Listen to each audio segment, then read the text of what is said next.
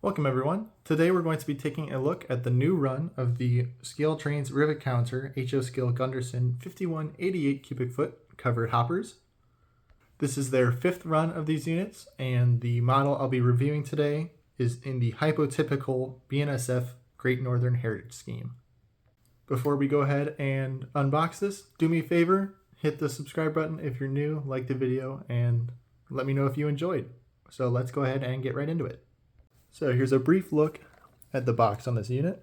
Here's the end here with the new HypoTypical scheme logo, and a quick look at the back here with some of the features. This is my first HypoTypical model, which is cool that ScaleTrains is doing it. Kind of increases their run count while allowing more schemes to be made. So that just means that this paint scheme doesn't exist on this car in real life. Intermountain has released some models with the BNSF Heritage, and I believe they are correct. They are Trinity hoppers. I don't have any of those. I might get some, but I really like this car and wanted to take a look. So let's go ahead and get this unboxed here.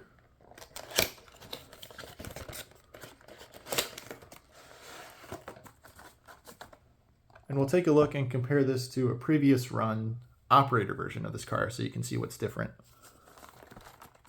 So we've got on the back here a bag of some extra rotating bearing caps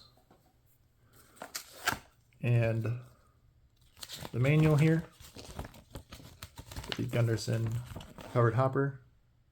There's some of those details. Got the parts list here on the back, and on the inside, yep, we've got a very large parts list. A little too much for the camera here. Just give you a quick look.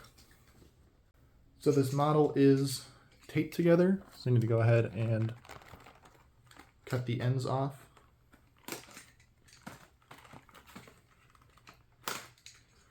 And then you can go ahead and remove the top packaging here.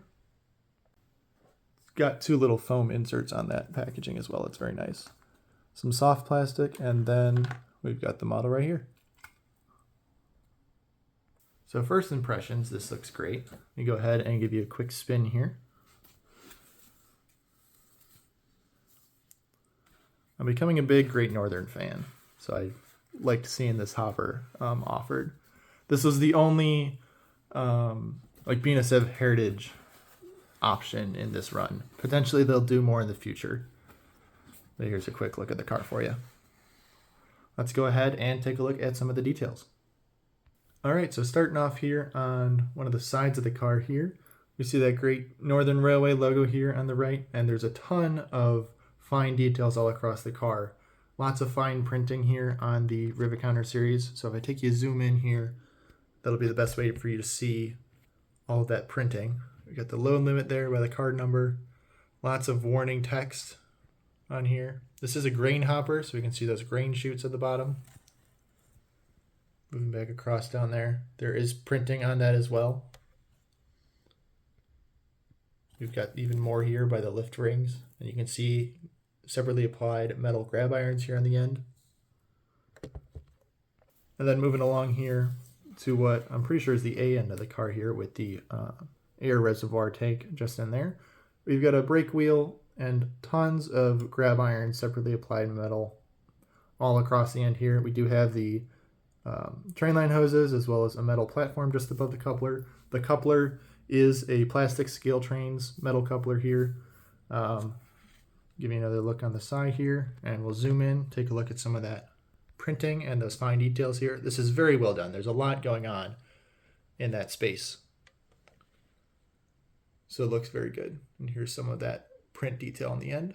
You see that yellow grab iron on the roof too. Then we'll take a look at the roof in just a second as well as the uncoupling lever on the left side there. And moving on here to the other side of the model, the other long side here, very similar to the first side of the car we looked at. I'll give you another look here, just reversed. But looking good here as well. And you can see the car number is actually printed on the truck there in white. That printing is pretty standard across the Rivet Counter line here. But then let's take a look at the B side of the car. We do have similar details with these separately applied metal grab irons here. I did forget to mention this model does have the FRA stripes here. Plastic coupler and the metal platform there. I'll give you a zoom so we can read some of that fine printing here on this side as well, and get you a look in there. So now let's go ahead and take a look at the roof of the model. We do have fine metal walkways all the way down the length of this model. The hatches in the center are plastic, but they are separately applied. They are a different color to the metal. It's very similar, but different shade. And we do have that yellow grab iron on both sides, which I think is a nice touch. Just a little pop of color there on the roof. Do have some fine printing here as well.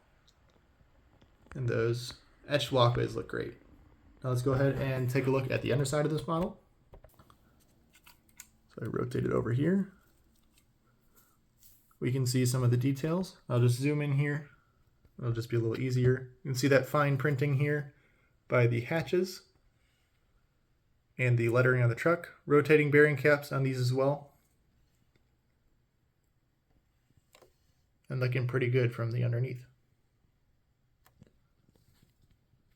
And while we have it on its side, I'm going to go ahead and check our wheel gauge here. Good on those. This model was purchased from Lombard Hobbies. And we're in gauge across the way here. So now I'm going to do a quick comparison here between the Rivet Counter model and this operator version that I have. This is from a previous run. It's in the Union Pacific paint scheme. Here's a quick look at the end of that car here. This is one that I wanted to give away. So I don't have any details on the exact run on that one, but we'll go ahead and compare what you get on the Rivet Counter versus the Operator series. All right, so let's go ahead and take a quick look here at the end of the car, the A end here with the reservoir that has the most detail. The big thing in the Operator model here on the left that you're missing are the grab irons, which they do sell, so you have to install them. The holes are pre-drilled, so you should be able to get it done.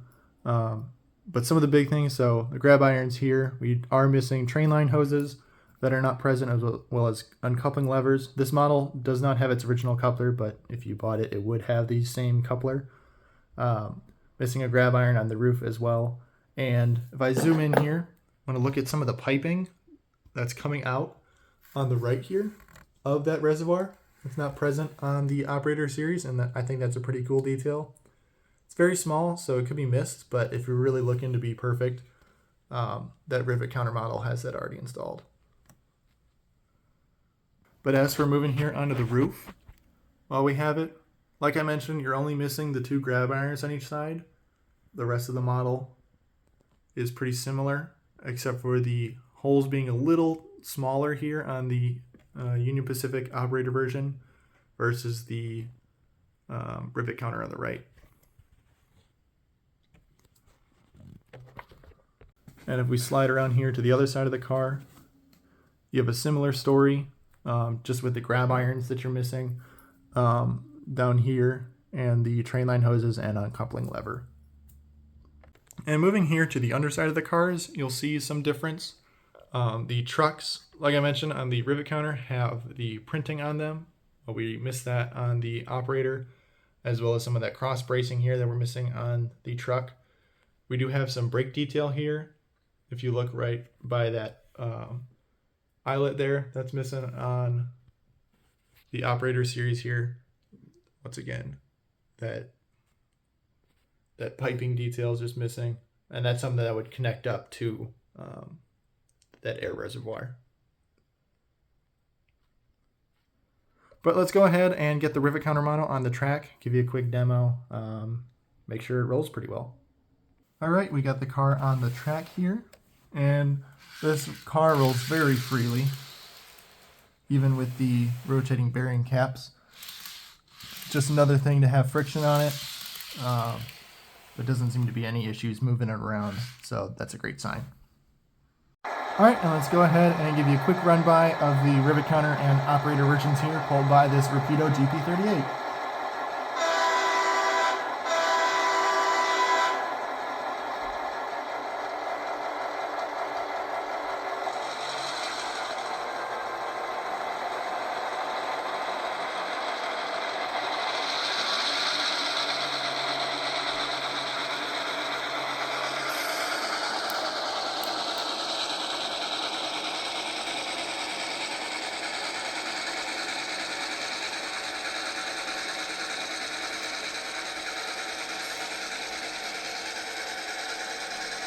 All right, and just some final thoughts here. So I think I forgot to mention the model was $49.99, and I picked it up from Lombard Hobbies along with the BNSF reefers that I just did a review of on that second run. So it's a little expensive. It's up there, but it's definitely worth it if you really care about all those crazy details on here. I'm very pleased to see it, and as a HypoTypical version, I'm perfectly okay with that because I think it's a really cool paint scheme. It's not going to stick out too crazy. So I think ScaleTrains picked a good one, and I expect them to make some more of the BNSF Heritage units as well. So I might be picking up some of those, but I really liked the Great Northern logo here, so I had to pick this one up. So with that, I think that brings this video to a close. Thank you very much for watching. If you're new, do me a favor and hit subscribe, like the video if you enjoyed, if it helps you out. But with that, I hope you have a great rest of your day. Thanks for watching.